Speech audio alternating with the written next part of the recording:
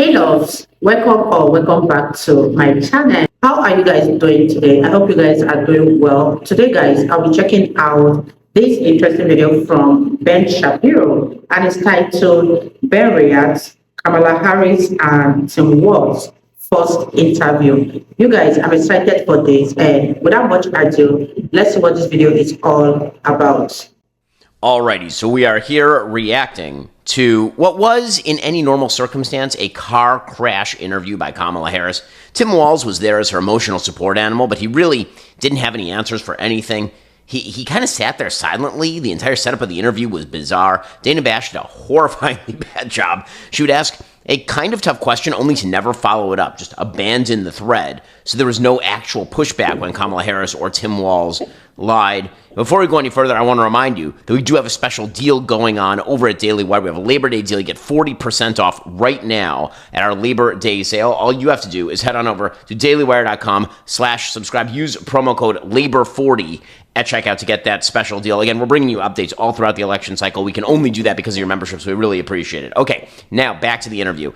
There were a bunch of F-ups here by Kamala Harris that are going to be used in campaign ads. And that really is the measure of the interview, because as an interview, it was really boring. Not a lot happened, actually, during the interview. She word saladed a lot. She filibustered a lot. There was a lot of just mush mouth coming out of Kamala Harris. She looked kind of awkward. Her mannerisms, she looked like she was not comfortable being there. Tim Walz looked uncomfortable being there. She was clearly very nervous. She doesn't want to be in front of a camera answering actual questions. The very first question was, what are you going to do day one? And she didn't have an answer for that. She filibustered that answer.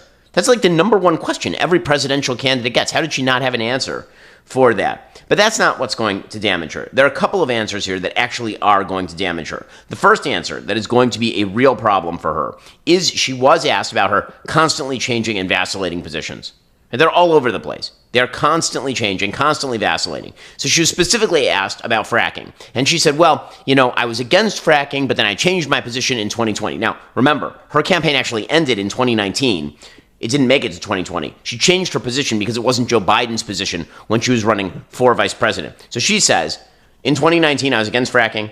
Then in 2020, I was pro-fracking. And believe you me, right now, I am definitely pro-fracking. And you can believe me because I'm saying so, because I changed then, but I won't change again. Bad answer, especially because she was asked by Dana Bash, why do you change your positions? Like, do you have any explanation for why these positions changed? And not only that, Dana Bash went further. Dana Bash, being a very kind and generous interviewer, which is to say, being in the pocket of the Harris-Walz campaign, she actually offered her multiple choice options. So she actually said to her, did you change your positions because you maybe evolved, or maybe because you learned new information? And Kamala Harris then completely avoided either of those answers, both of which are totally plausible on our multiple choice exam to be president of the United States. And instead, she went with, I haven't changed any of my values. That line is going to be at the center of a lot of attack ads from the Trump campaign because she hasn't changed her values. She has not. The Green New Deal is a radical piece of legislation. The Inflation Reduction Act is a radical piece of legislation. She was for open borders. She tried to bring herself off as a border hawk. And when she was asked about the open borders policy of the Biden administration for the first 3.5 years, she started talking about Donald Trump and how she was a prosecutor at one point. That dog is not going to hunt if somebody actually asks her an aggressive line of questioning.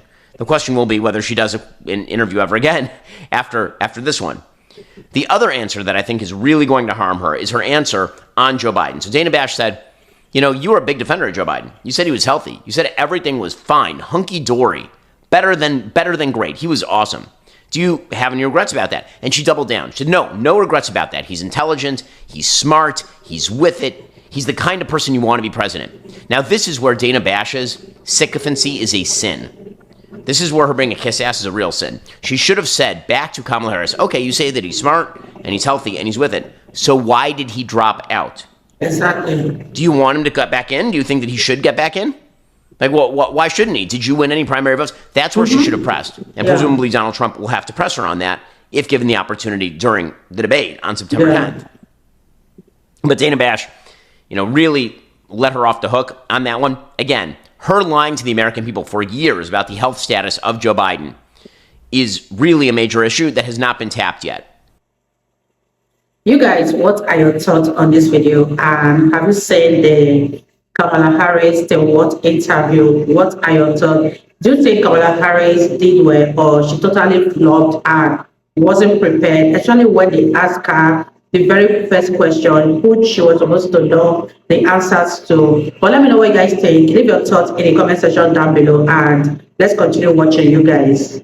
Because most Americans think that she was lying and that everyone was lying.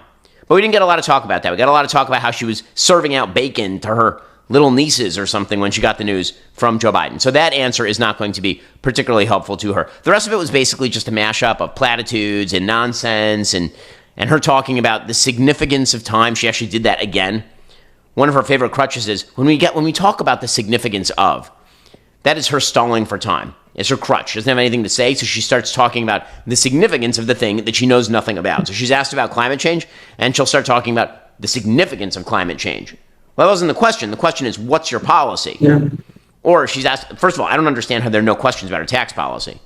She's literally proposing a 25% tax on unrealized capital gains, which is insane. How is there no question? I mean, Dana Bash betrayed her profession tonight. She really did. Horrifyingly bad job. Now, Tim Walz, again, he was just kind of there as backup, I guess. It was super weird. He sat there silently for nearly the entire interview. He was brought in near the end to talk about how proud he was of his son. That's fine.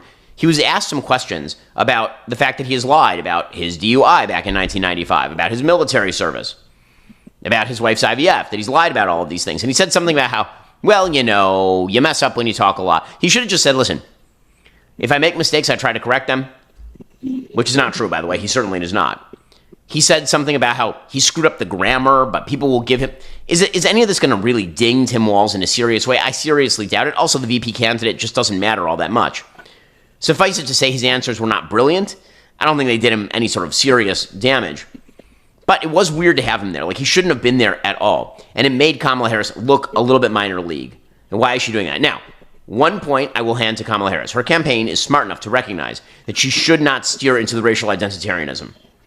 She was asked twice racially identitarian questions by Dana Bash. She was asked about Donald Trump and his talk about whether she was truly black or not, and she completely ignored that question. She just said, he does that all the time. Next question. That is a smart answer. It is. It's an actual smart answer by Kamala Harris. Then later on, she was asked about this ridiculous photograph that for some reason Democrats love. I mean, I get why, because she looks like an authoritarian dictator in it. I mean, she's like up against a white backdrop or against a lit backdrop, and there's a little girl who's profiled from behind, gazing glowingly up and worshipfully up at Kamala Harris. And Kamala Harris is asked about first woman, first black woman, all this kind of stuff. And she gives I'm just here to be the good president. That's a good answer. That is a good answer. But those were the sole bright spots. The rest of it was just argle-bargle. It was just nonsense. The thing is that our standards have been set so unbelievably low in presidential politics that if she didn't physically crap herself in the middle of the interview, it was a massive improvement over Joe Biden. And, you know, her kind of wandering all over the landscape in search of an idea, not a great shock. Of course, we've been here before. So, like on a scale of 1 to 10, was this like a true car crash? Again, in any normal circumstance, it's a car crash. Is this a true car crash for Kamala? Like, is it going to do serious damage to her campaign? No. Is it going to grow her audience? Is it going to make people feel super comfortable with her? Also no. So did it move the ball forward for her? Well, I mean, I suppose that it quieted the criticism that she doesn't take questions or something for like a moment. But that's not going to go away. If this is the only interview that she does from now until the debate, everyone is going to go right back to, you booked a softball interview in which you were interviewed for like 7 seconds by Dana Bash. And then you went back hiding on the campaign trail. So is it going to quiet those critiques? I think not. Do I think this actually changed much? I don't. Do I think it exposes why they will not let her in front of cameras for love or money if they can help it without a teleprompter? Absolutely. Kamala Harris is truly bad at this. Reminder, we bring you these updates all throughout the campaign. Once again, you're going to want to go over to dailywire.com/subscribe, become a member, help us, help you. Use code LABOR40 and get 40% off for your Labor Day sale this weekend. Go check it out right now. dailywire.com/subscribe. We'll be back here tomorrow with the entire recap of everything in detail, plus all of the controversy surrounding Donald Trump and abortion. He opened a bit of a can of worms today. We'll get into that tomorrow. We'll see you then. You guys, that was such an interesting one from Ben Shapiro. And what are your thoughts on this video?